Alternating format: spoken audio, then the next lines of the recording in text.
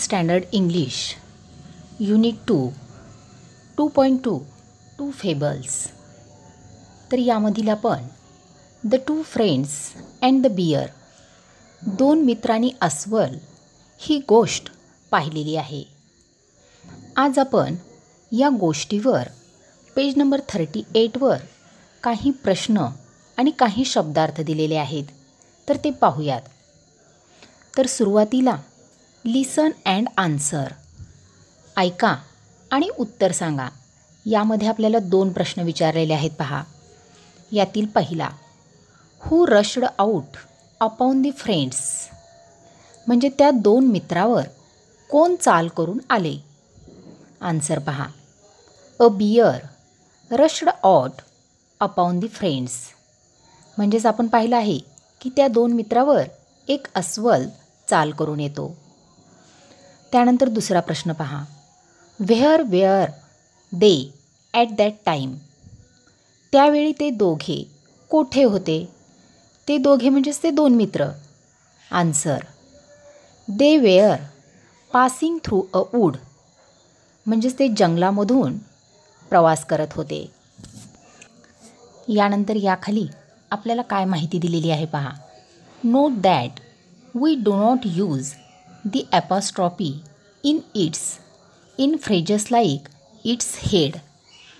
तर पहा, its head हा एक शब्दसमूह आहे आणि या शब्दसमूहामध्ये आपण इट्स या शब्दामध्ये यसच्या पूर्वी ॲपॉस्ट्रॉफी हे चिन्ह वापरत नाही.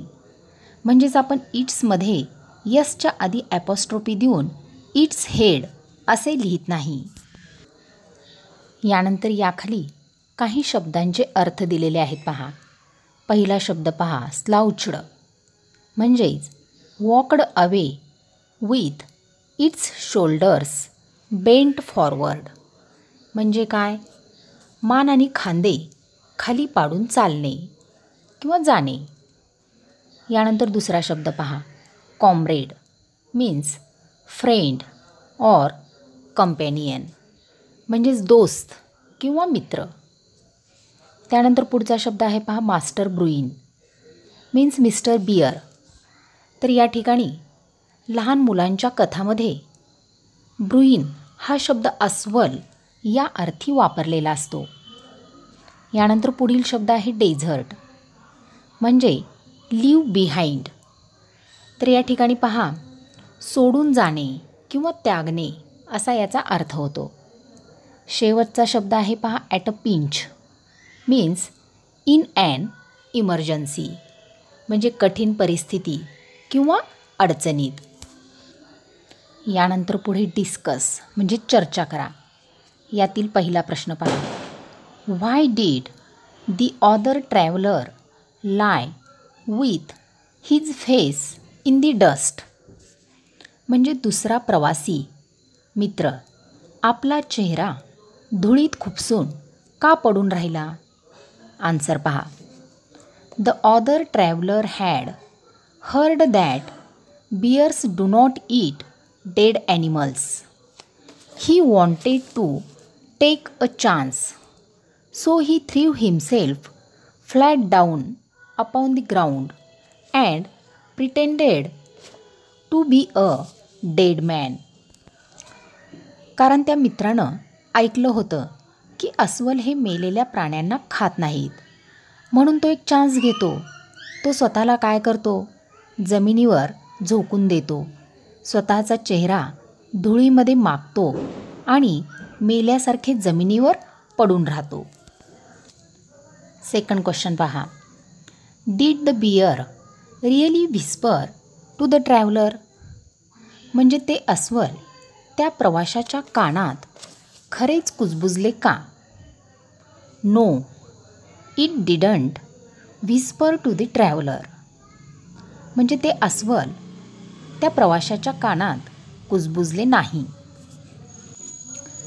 यानंतर याच पेजवरील सर्वात खालचा प्रश्न पहा, use the phrase be good at something in your on sentence, म्हणजेच बी गुड ॲट समथिंग हा शब्दसमूह तुमच्या स्वतःच्या वाक्यात लिहा.